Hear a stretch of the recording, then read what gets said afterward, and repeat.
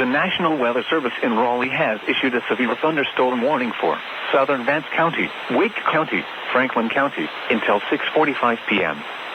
At 5:38 p.m., severe thunderstorms were located near Lake Wheeler and Wake Forest, moving northeast at 25 miles per hour. Hazard, 60 miles per hour wind gusts.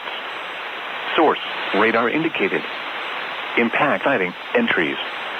Locations impacted include Raleigh, Cary, Henderson, Lewisburg, Wake Forest, Garner, Fuquay-Varina, Franklinton, Kittrell, and Bunn.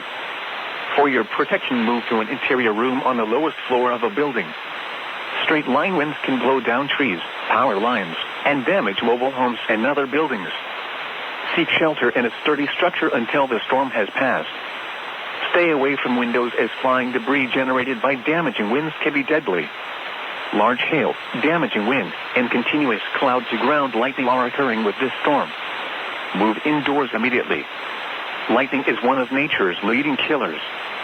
Remember, if you can hear thunder, you are close enough to be struck by lightning.